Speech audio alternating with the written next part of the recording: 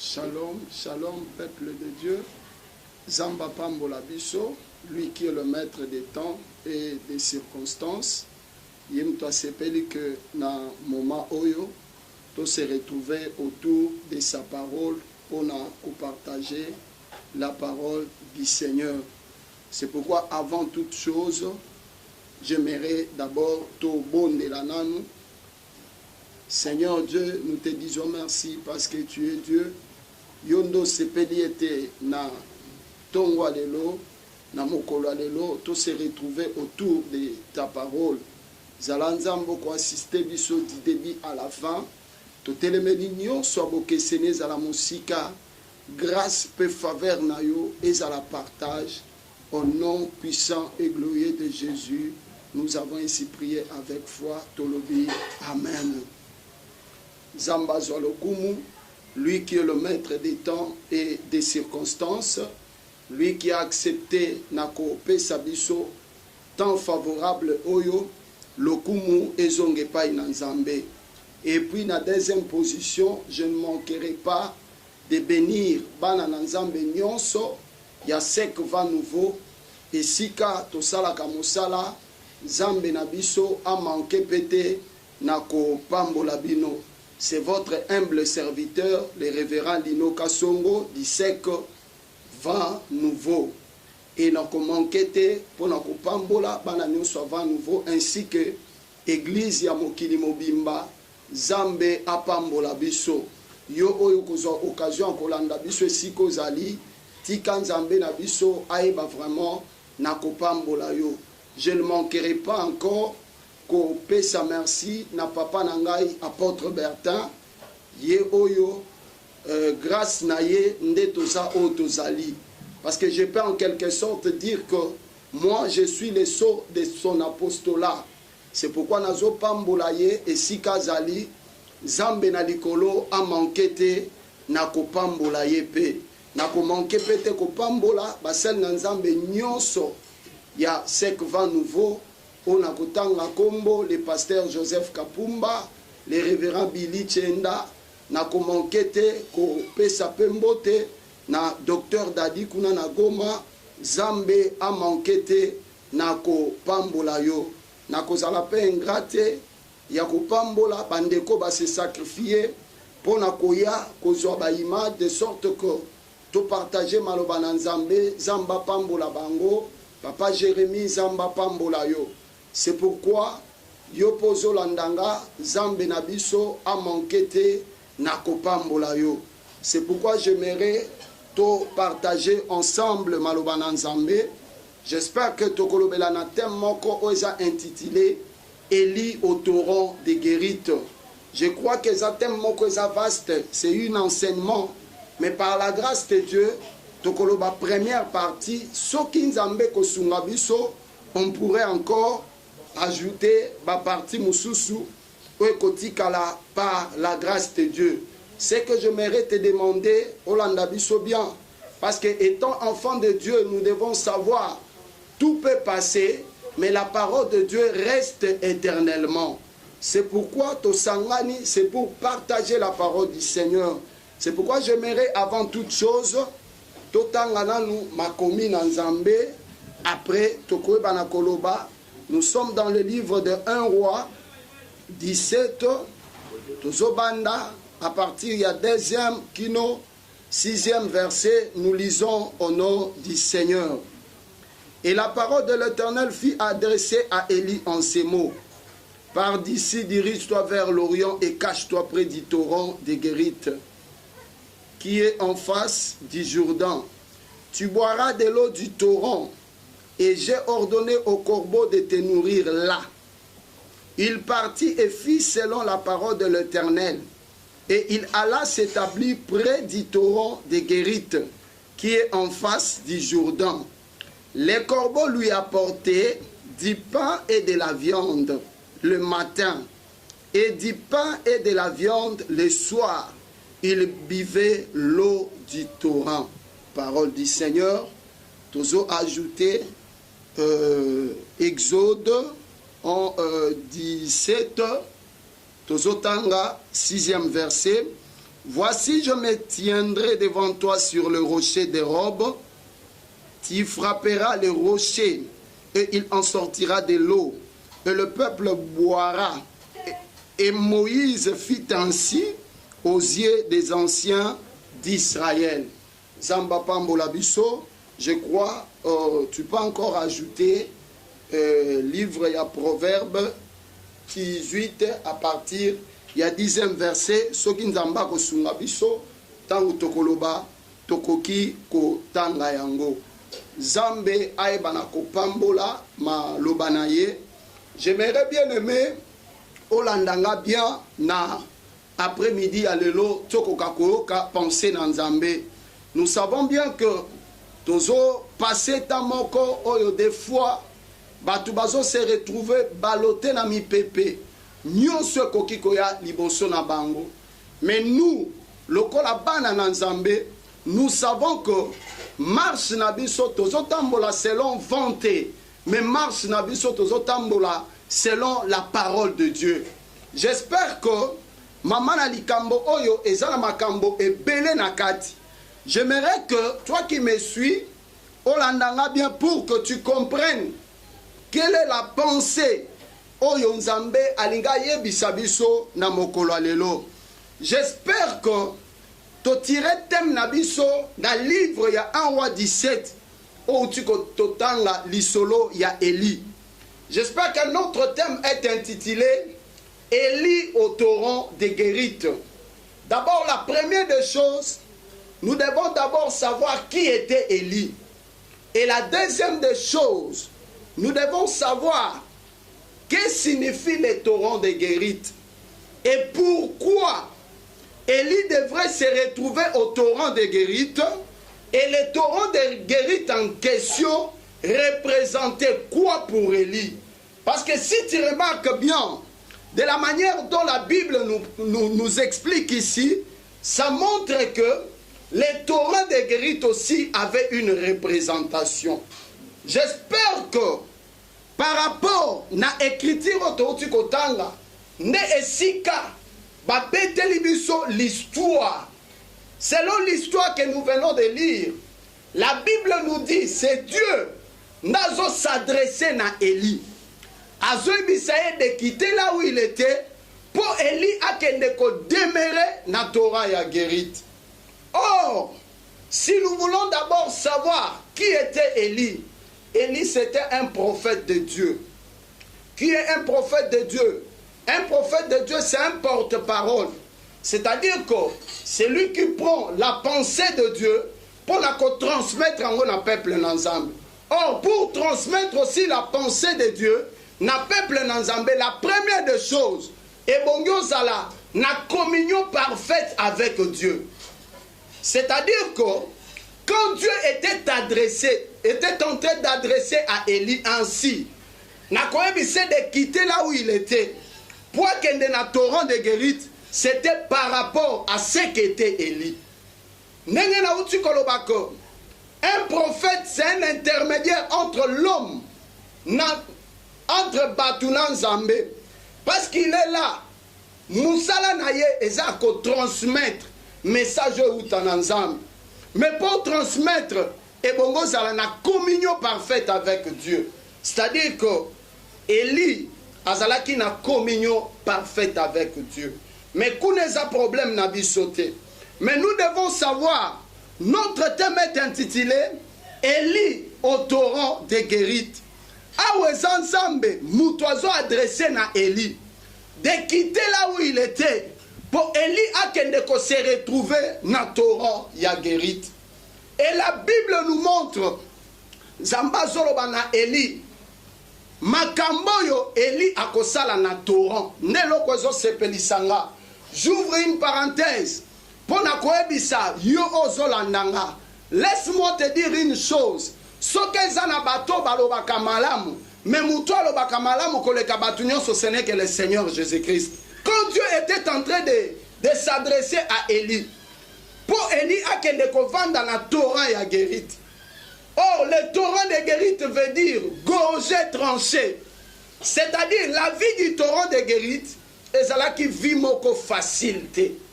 ezalaki vie moko ya pétété parce que nzamba zoebisa Eli akende kovanda na Torah ya Guérite pe nzamba zo expliquer Eli eloko oyo Eli ebongi asala na Torah ya Guérite nzamba zoebise okovanda wana pe na tongo na pokwa corbeau akoya kobanda ko nourrir yo na viande na pain.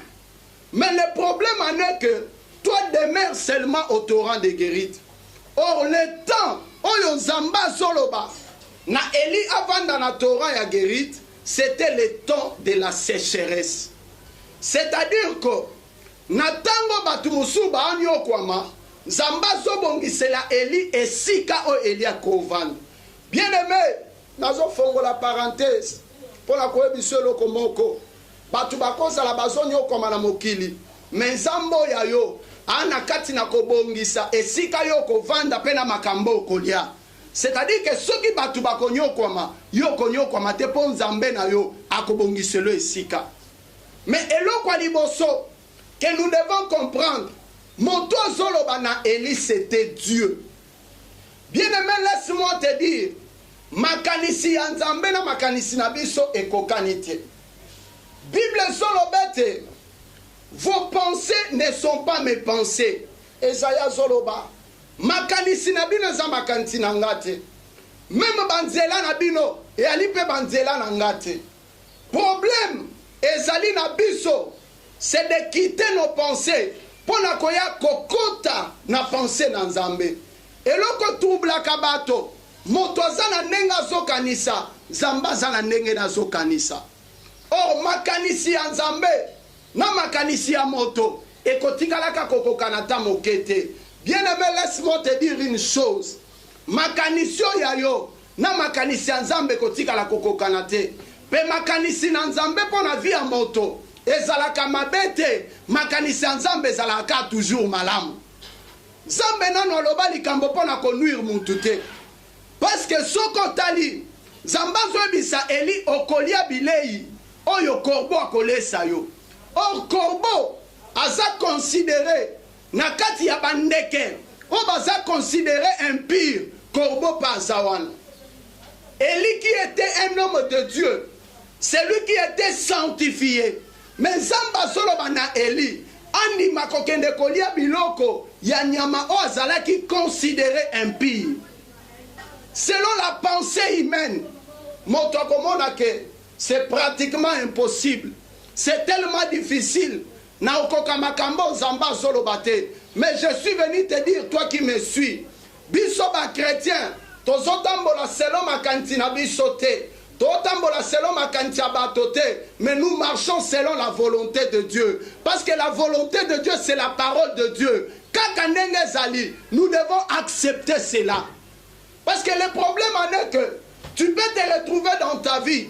Okutani na makambo moko ezo semblé kozala lokola un peu négative yo moni lokola eza mabe mais na eko ebisa bien aimé soki nzamba lobino likambo atande ngozo monela je suis venu te dire ezali pona avantage na yo parce que na mokili ezala moto alobaka loko a notre Dieu te bien aimé moto akoki koloba ako changer maloba na ye mais soki ezala moto alobaka bien pour l'avantage à Montezaka Yesu Christo.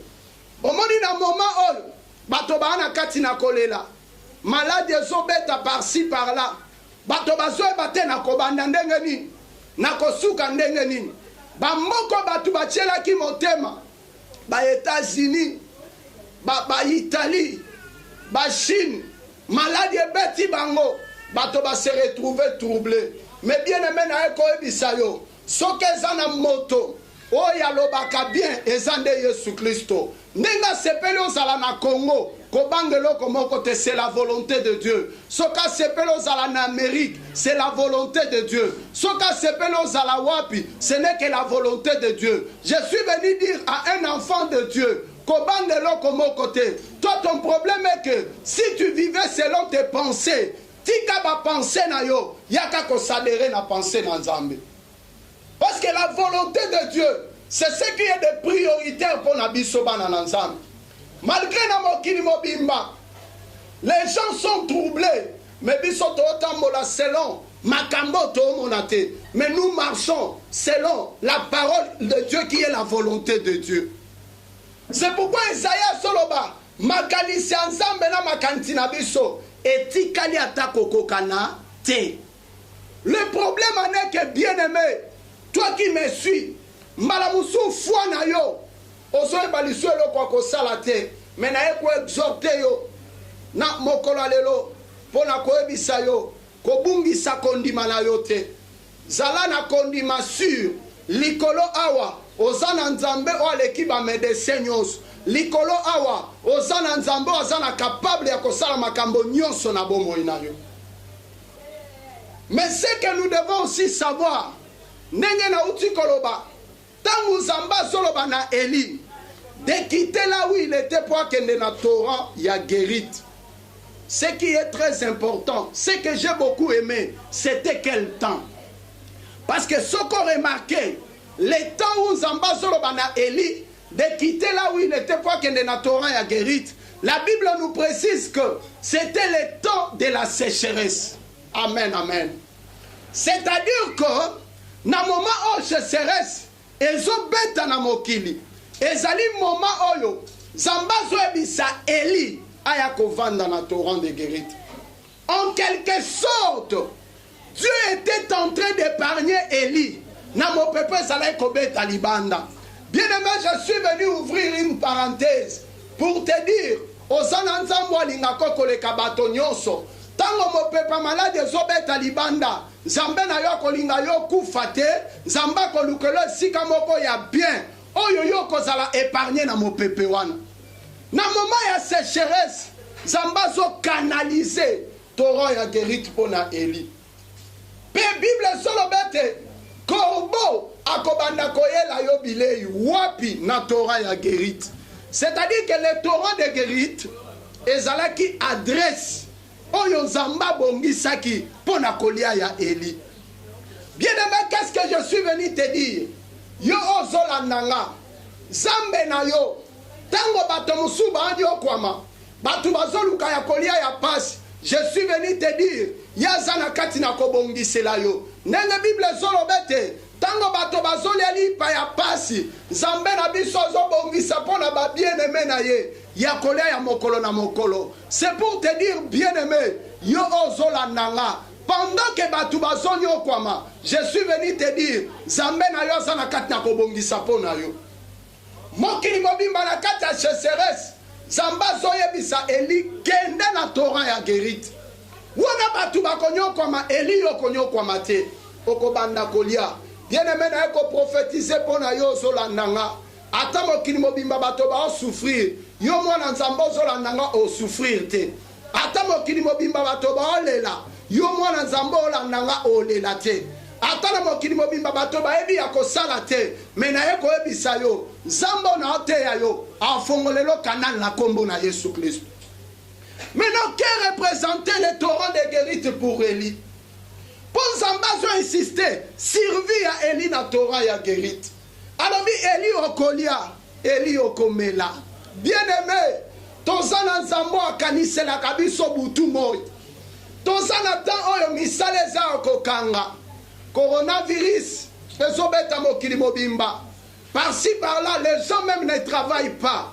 Mais je suis venu te dire, malgré Batouba travailler, mais toi tu as un Dieu quelque part. Oza capable, même si les gens ne travaillent pas, à quoi que pouvoir n'a pas besoin na yo. Il est le véritable pourvoyeur. Dans temps difficile, Zamboa de kantaka situation à bateau. Yo zolandanga, soko zolanda message avec foi. Le Dieu que je suis en train de te prêcher, à cause de la capable, il y a qu'on décanter pour qu'on peut sa solution à problème na yo. C'est pourquoi je suis venu te dire, bien-aimé, ne t'inquiète pas. Yo zo mitungisa, comme mitungiselo comme mon côté. Malgré tout ça, dans temps difficile, oh batuba na katina kolela, bien-aimé, ce qui m'étonne, même des soi-disant chrétiens, batuba olela, parce que le malade ezobeta mboka, mais ngana eko exhorter yo. Lokwa mosali na nzambe pona koebisa yo, même si malade ezobeta mboka, mais nous avons un Dieu que la Bible me dit, il est celui qui guérit toutes sortes de maladies. C'est-à-dire qu'il est capable de tout. Même s'il a un problème, je suis venu te dire, ton Dieu est capable. C'est pourquoi nous sommes chrétiens. Chrétiens, nous sommes chrétiens, na moment ya boye. Bato bazolela, bato baobanga. Bien aimé. Et là, konini bato baobanga. Bato baobanga mort physique. Bazobanga na nzoto boye bakufa. Mais nous savons une chose. Biso ba chrétien to banga mort physique te. Parce que la mort physique, ce n'est que la volonté de Dieu. Le problème est que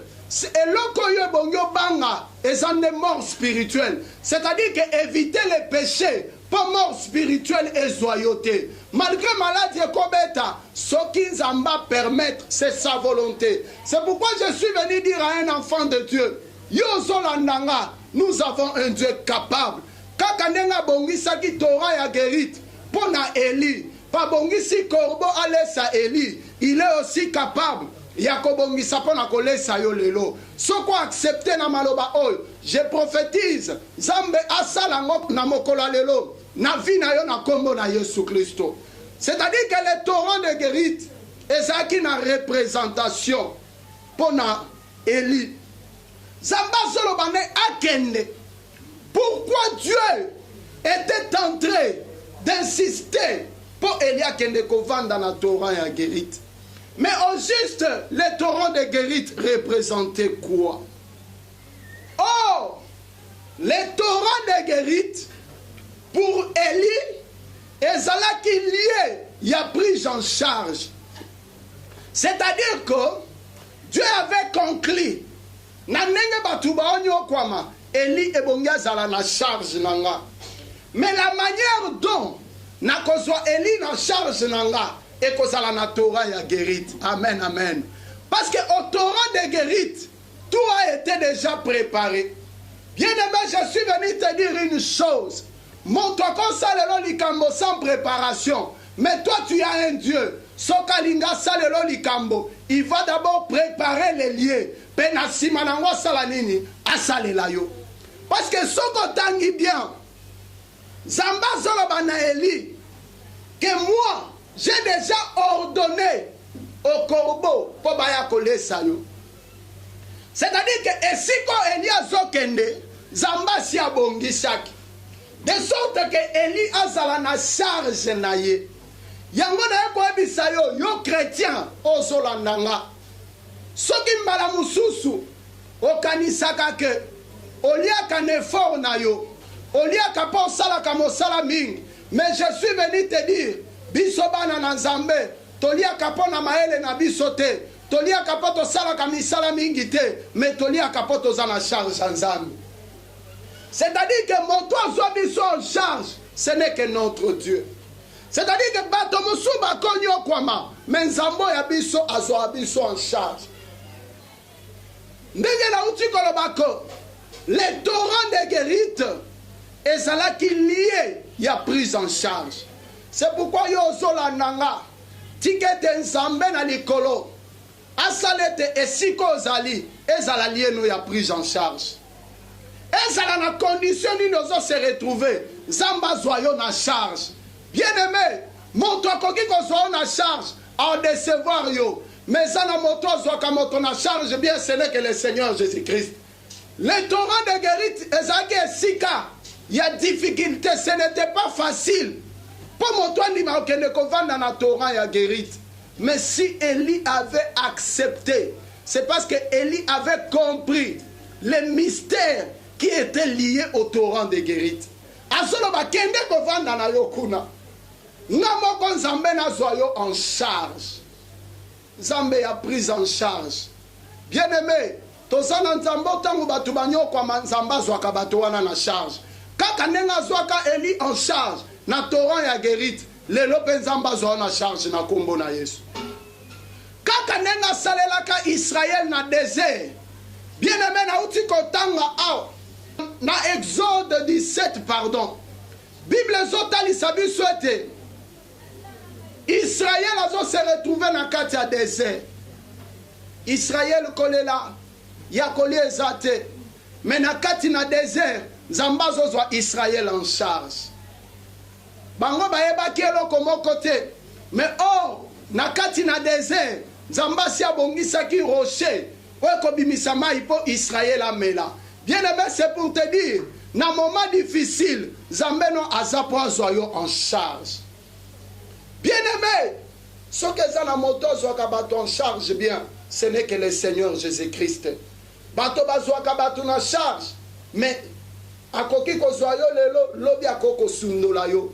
Mais moninga malamu wakoki kozwa en charge yo zolandanga ezande Yesu Kristo. C'est pourquoi na sepelaka na lisolo moko na Bible. C'est l'histoire d'Abraham. Abraham azalaki papa ya Ismaël.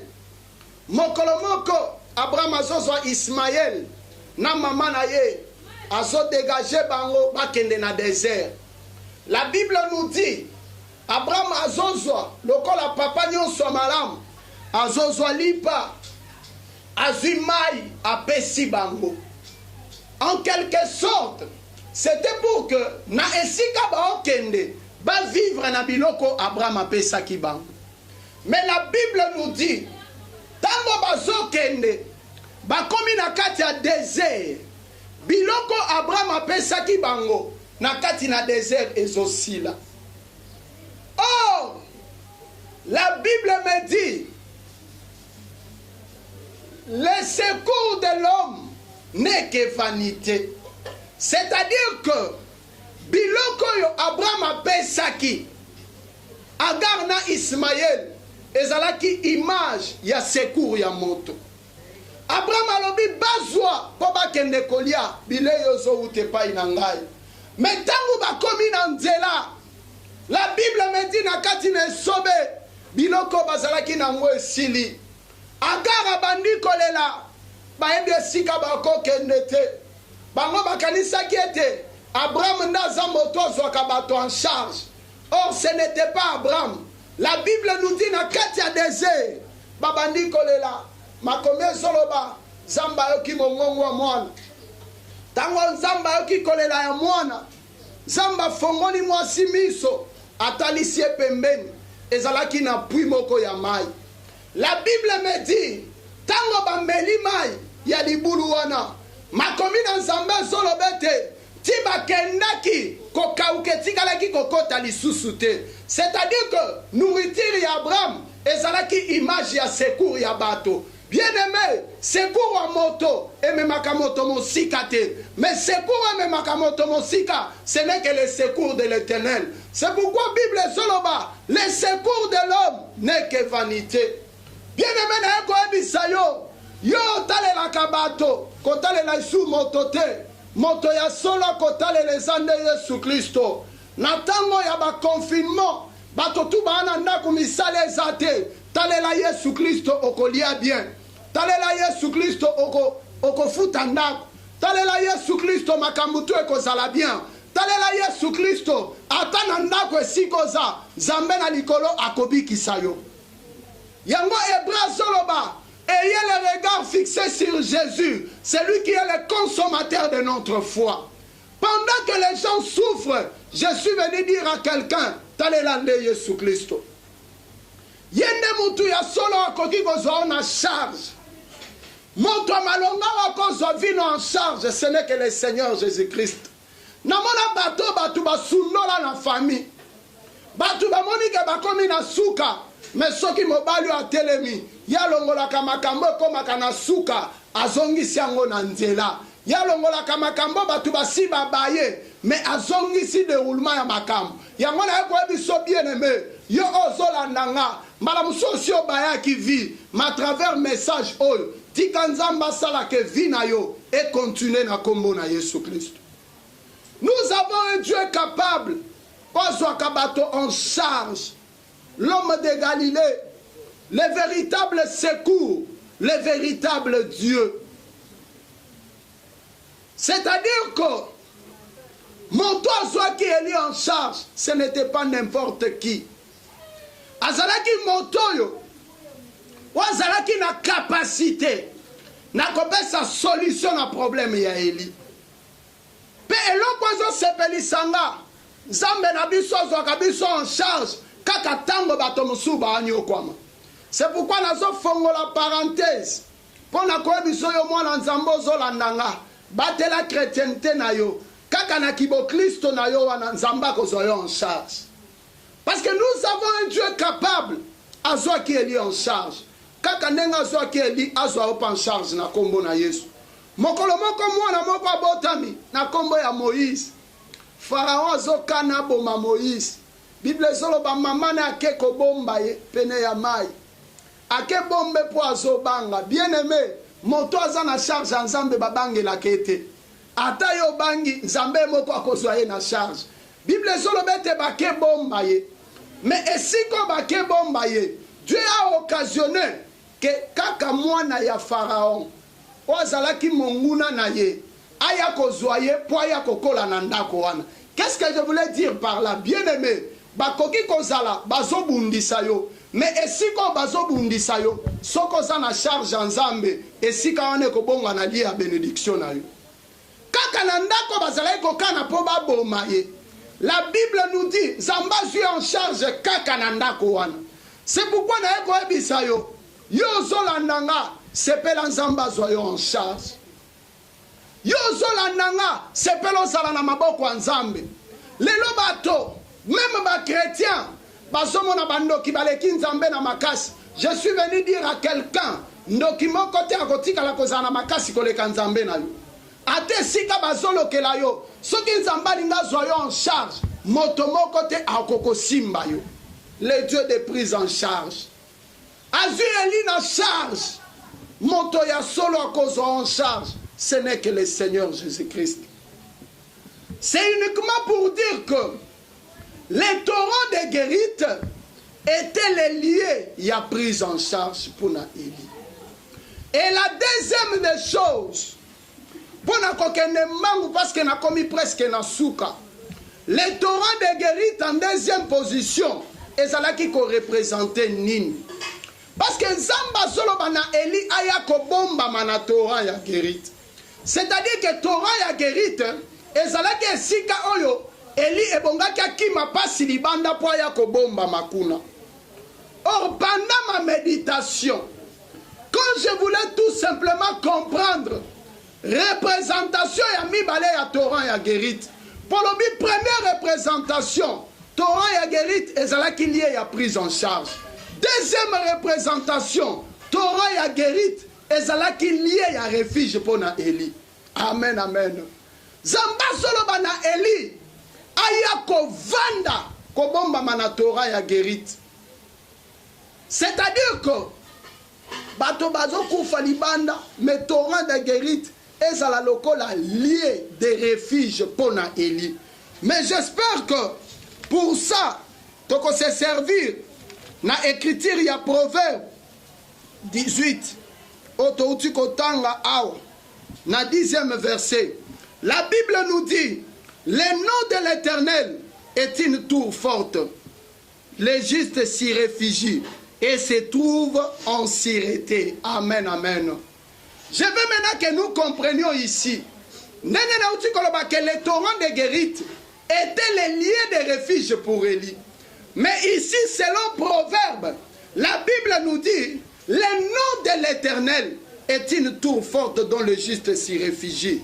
Malgré ma cambosée belé out. Parce que nous devons d'abord savoir qui est le nom de l'Éternel. Et la deuxième des choses, le nom de l'Éternel est une tour forte. Or, lorsqu'il y a des tours fortes, c'est qu'il y a aussi d'autres tours qui n'est pas fortes. Mais la Bible nous dit, le nom de l'Éternel est sa tour et sa forte. C'est-à-dire que ceux qui battent tour sous sa forte, mais le nom de l'Éternel est une tour forte. Mais ce que j'ai beaucoup aimé, c'est ce que la Bible dit. Le nom de l'Éternel est une tour forte dont les justes s'y réfugient. C'est-à-dire que ce n'est pas tout le monde qui a un refuge dans la combo nzambete. Mais la Bible nous précise que le nom de l'Éternel est une tour forte dont les justes seulement s'y réfugient. En quelque sorte, c'était une condition que la Bible était en train de donner à celui qui devrait se réfugier par l'ensemble. Parce qu'ici on parle des justes, Ce qui te lingi toloba na moku, c'est qui est injuste. Injuste, c'est celui qui fait la volonté du Père. Injuste, c'est celui qui marche en conformité na liloba na Nzambe.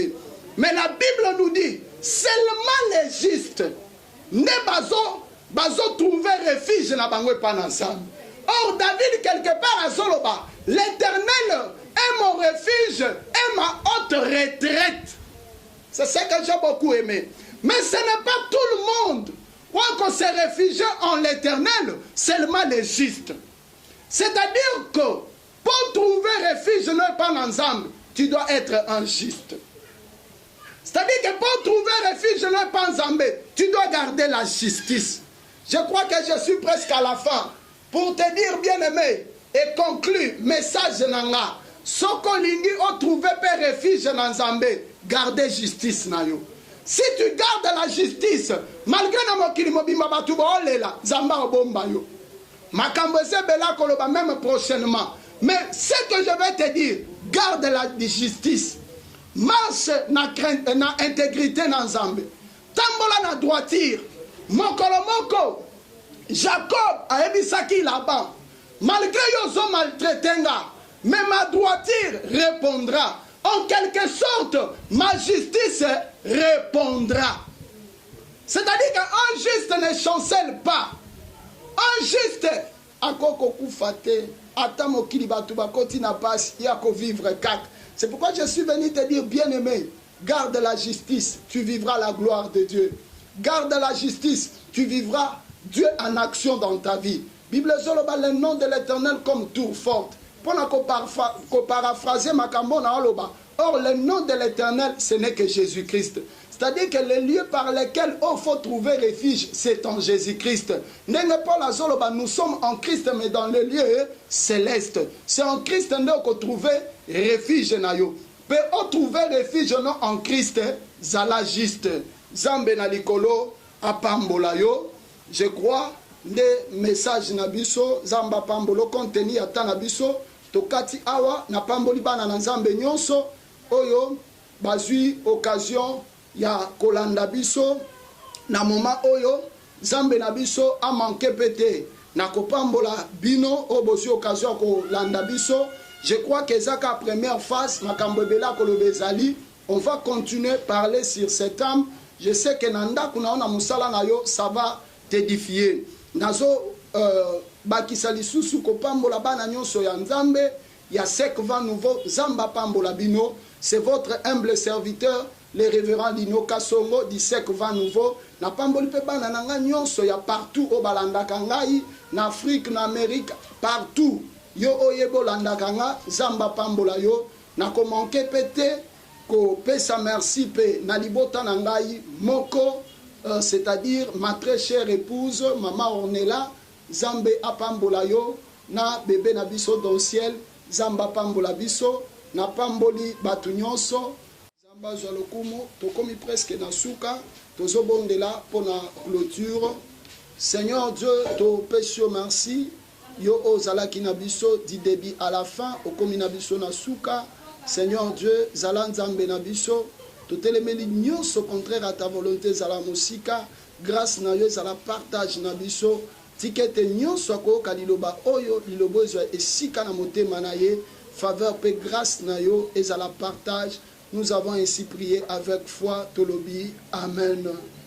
To ko manqué pété par la grâce de Dieu ko pambola savoir télévision o quand même bas 8 ans yakoya kozwa bilili oyo pobolanda biso zamba pambola bango musala na bango ekende liboso baye bana partout na mokili mobimba. Que la bénédiction de notre Dieu ezala partage na bango na pamboli biso tokutani prochainement.